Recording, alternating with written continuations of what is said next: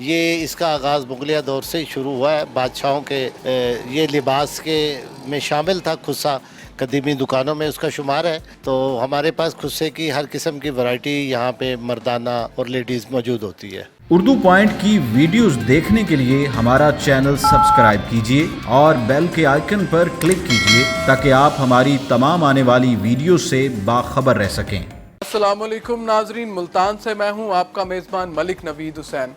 ملتان جہاں پہ اپنی قدیم ترین ثقافت اور قدیم ترین ہسٹری کی وجہ سے پوری دنیا میں مشہور ہے، وہیں پہ ملتان کی جو ثقافت ہے اس کے بھی اپنے نرالے رنگ ہیں.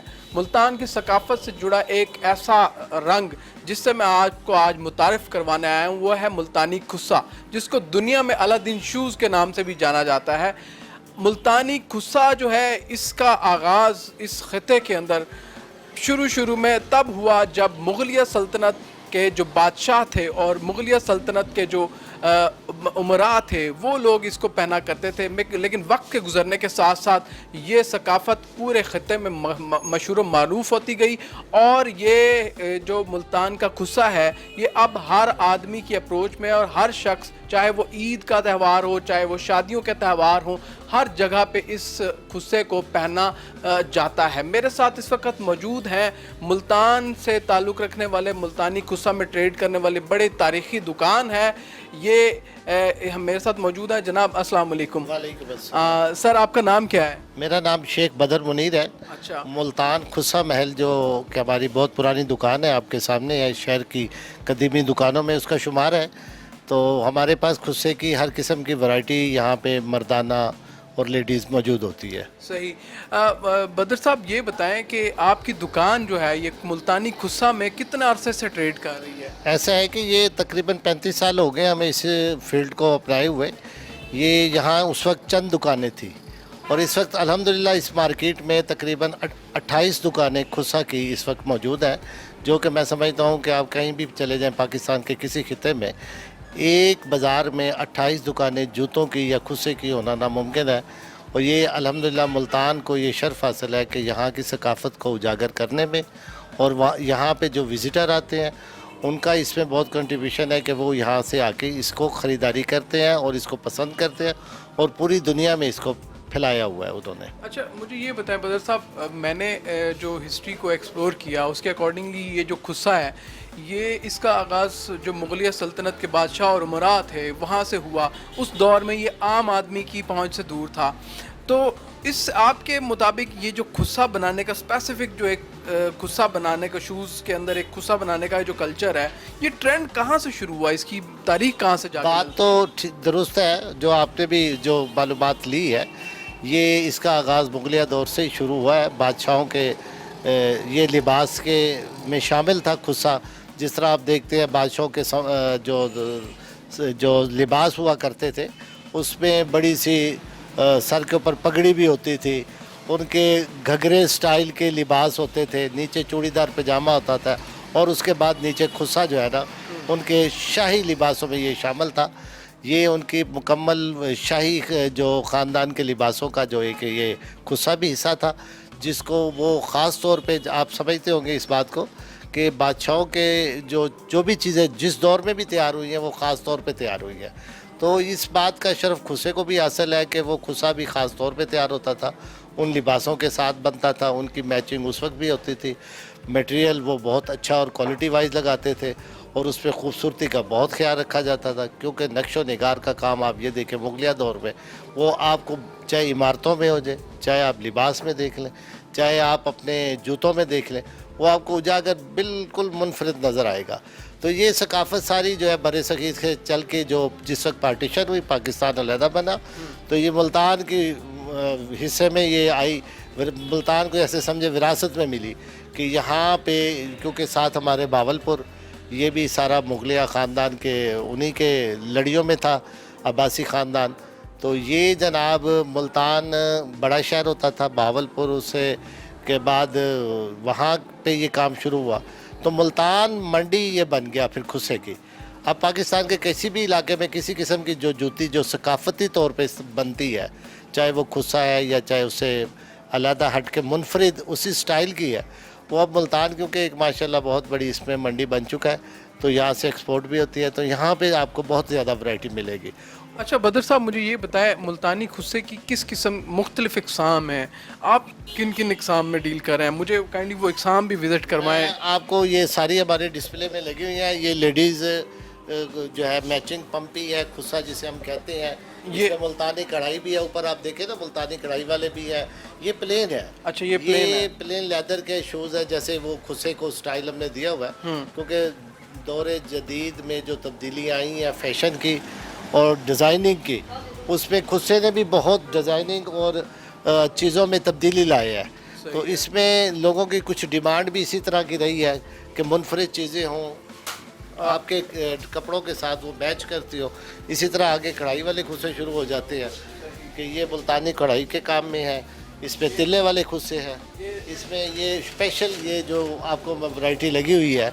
ये तिल्ले वाले खुस्से जो हैं ये ख़ास तौर पे पहले तो मर्दाना वैरायटी में भी होते थे, लेकिन अब जिस तरह से ट्रेंड चेंज हो रहा है, जिद्दत आ रही है, लोगों की मांग में भी इजाफा हो रहा है, तो अब ये ख़वातीन भी जो हैं वो इस तरह के तिल्ले वाले खुस्से जो हैं वो पहनना पसंद करती हैं, और ये मुख्तलिफ वैरायटी हैं।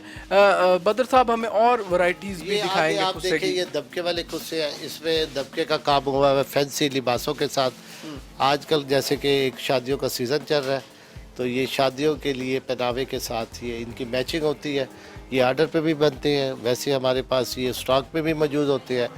ये क्योंकि वैरायटी हमें अंदाज़तन होता है कि ये इस सीज़न में, इस मौसम में और शादियों में ख़ासकर जो है ना, उसके मुताबिक हम जो है ना ये जूते पहले से तैयार करवाते हैं, ताकि सीज़न में ये चीज़ें आपको अवेलेबल मार्केट में मिले। और फिर आगे ईद के जैसे होते हैं तो ईद के लिहाज से होते हैं, वो भी सकाफती जूते होते हैं हमारे, उसमें भी क्योंकि आपके जो ड्रेस है उसके मुताबिक उनके साथ जूतों की भी जो हमारी है ना मैचिंग होती है। फिर आगे बच्चों के ये देखें खुस्से लगे हुए हैं, इसी तरह बच्चों में वैरायटी होती है। तो बच्चों में इसमें हमारे पास तिल्ले की चप्पलें भी होती है, बच्चों और बच्चियों में दोनों में हमारे पास जो है ना उसकी वैरायटी होती है। उसके बाद जेंट्स वैरायटी है हमारे पास। अच्छा, ये मैं नाज़रीन कैमरामैन से कहूँगा कि आपको दिखा सके, ये एक बड़ी जो है वो मुनफरिद किस्म की जो है ये क्या एम्ब्रॉयडरी वगैरह वैरायटी भी है। ये सकाफत ये देखे ना, इसके ऊपर ऊन के रेशम से जो है ना ये काम हुआ है। इसमें मुकेश का काम हुआ है, ऊन का काम हुआ है, ये ऊन के धागे का। खास शादी वगैरह के मौके पे मेहंदी पे आजकल बहुत ज़्यादा इन है, इस पे मेहंदी के पर्पस, शादी कह ले, मेहंदी कह ले। तो ये वैसे कारपेट स्लीपर बहुत अरसे से हमारे पास ये सेल होते रहते हैं, घरों में जो लोग कारपेट के ऊपर इसे इस्तेमाल ज़्यादा करते हैं। तो अब ये क्योंकि जैसे जैसे आप देख रहे हैं फैशन और इसकी जिद्दत में तब्दीली आती जा रही है, तो फिर ये लोगों ने अब इसको मेहंदी के ऊपर जो है ना पहनना ज़्यादा बेहतर और ज़्यादा नुमाया तरीके से इसको समझा है, जिसकी वजह से इसकी सेल अच्छी होती है। आइए हम नाज़रीन, आपको ये थी फीमेल वैरायटी खुस्सों की, हम आपको जेंट्स की वैरायटी भी दिखाते हैं।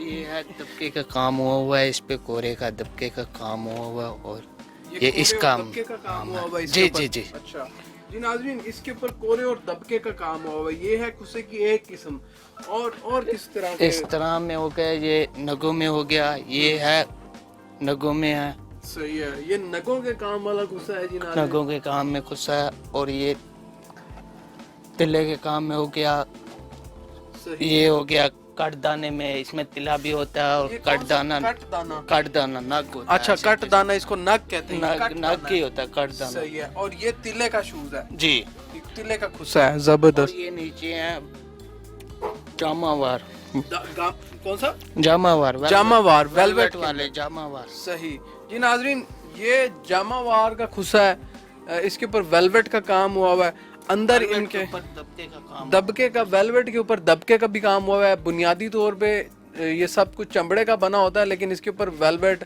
जामावार और मुख्तलिफ तिल्ला हो गया, मोती हो गया, कट वगैरह हो गया, ये सारी चीज़ें इसके ऊपर लगा के और इसका जो निखार है उसके अंदर इजाफा किया जाता है।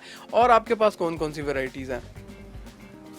और हमारे पास है एक ये वेलवेट में हो गया, बगैर सिंपल में हो गया, और ये आजकल जीन्स के पैंटों के नीचे भी पहना जाता है, और आम रूटीन में जैसे शलवार कमीज कुर्ता शलवार होता है उसके नीचे भी पहना जाता है। सही सही। ये नाजरीन, ये वाला खुस्सा जो है آپ جینس کے نیچے بھی پہن سکتے ہیں اور آپ جو ہے وہ کسی قسم کی پینٹ کے نیچے کیجول ویئر کے اندر بھی پہن سکتے ہیں. یہ اس خصے کی خاص بات ہے. یہاں پہ ہمارے ساتھ کچھ کسٹمر حضرات بھی موجود ہیں اور ان کا کہنا ہے کہ یہ لاہور سے تشریف لائے ہیں اور ان سے ہم بات کریں گے, ان سے پوچھیں گے کہ آپ لاہور سے خصہ کیوں پسند کیا آپ نے, اور انہوں نے ایک خصہ خرید لیا ہے. میں آپ کو دکھاؤں گا. السلام علیکم سر, آپ کا کیا نام ہے؟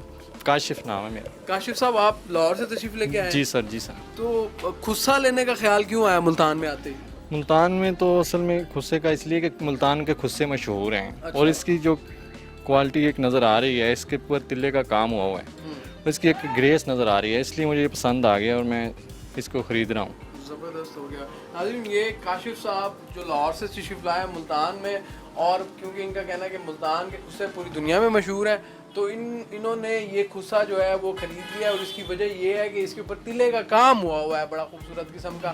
اور اس کو پہن کے اور باقی جوتوں کو پہن کے آپ کیا فرق محسوس کرتے ہیں؟ مطلب بس یہ اپنے اپنے شہروں کی روایت ہے اور یہاں کا ایک عجیب, مطلب کہ بندہ ایک پرسنالٹی اس کی ایک علیحدہ نظر آ رہی ہوتی ہے, نکھر جاتی ہے بندے کی, جیسے بندہ خصہ پہنتا ہے. کیونکہ پہلے یہ ناظرین میں آپ کو بتا چکا ہوں کہ یہ جو خصے ہیں ان کا آغاز مغلیہ سلطنت سے ہوا, تو یہ پہن کے بندہ جو ہے وہ کرتے کے نیچے یا پھر کسی بھی چیز کے نیچے یہ جب خصہ پہنتا ہے تو اس کی شخصیت میں نکھار ہی الگ آ جاتا ہے. اس کو روایات اور اس کی جو ثقافت ہے وہ اس کے پورے جسم میں اور اس کے پورے دماغ میں وہ اس کو محسوس کرتا ہے. کیا کہیں گے آپ اس بارے میں؟ بس ہماری ایک ثقافت ہے, پنجاب کی ایک کلچر ہے, تو اس کلچر کو زندہ بھی رکھنا چاہیے, تو اس لیے میں نے کہا کہ یہ پسند کرتا ہوں, یہ مجھے اچھا لگا اس لیے میں نے یہ خرید لیا. بس چمڑے کا اس لیے پسند کیا ہے, بیسک یہ چمڑا سیالکوٹ سے بنتا ہے اور یہ میرے والد صاحب پہننا بہت اچھا سمجھتا ہے چمڑے کا خصہ پہننے کے لیے, اور یہ چمڑے کے خصے جو ہے نا گاؤں میں لوگ پسند کرتے ہیں. صحیح ہے. ناظرین, یہ جو چمڑے کا خصہ آپ دیکھ رہے ہیں یہ اب جدت کی وجہ سے چیزیں جو ہے وہ ڈیولپ ہونے کی وجہ سے یہ چمڑا بڑا نرم ہو گیا, ورنہ جب اس خصے کا آغاز ہوا تھا بر صغیر کے اندر, جب مغلیہ دور کی سلطنت تھی, اس وقت یہ چمڑا جو ہے بڑا سخت قسم کا ہوتا تھا, اور اس چمڑے کو پہلے تیل کے اندر بھگویا جاتا تھا اور اس کے بعد یہ قابل استعمال ہوتا تھا. لیکن اب چونکہ جدت آئی ہے, چیزیں بہتر ہو گئی ہیں, تو یہ خصے بھی اب چمڑے کے جو ہے وہ ڈائریکٹلی پہننے کے قابل ہو جاتے ہیں. آپ نے ملتان کے خصے کی جو ہے وہ رنگ, جس کو خریدنے کے لیے نہ صرف پاکستان سے بلکہ پوری دنیا سے لوگ آتے ہیں اور اس خصے کو خریدنا اور گفٹ کرنا پسند کرتے ہیں. یہ تھی ملتان کی تاریخ کا, ثقافت کا ایک خوبصورت حصہ جس سے ہم نے آپ کو متعارف کروایا. ہم کوشش کریں گے اگر آپ کو اس کے بننے کا عمل بھی دکھا سکیں کہ اس کو بنایا کس طرح سے جاتا ہے.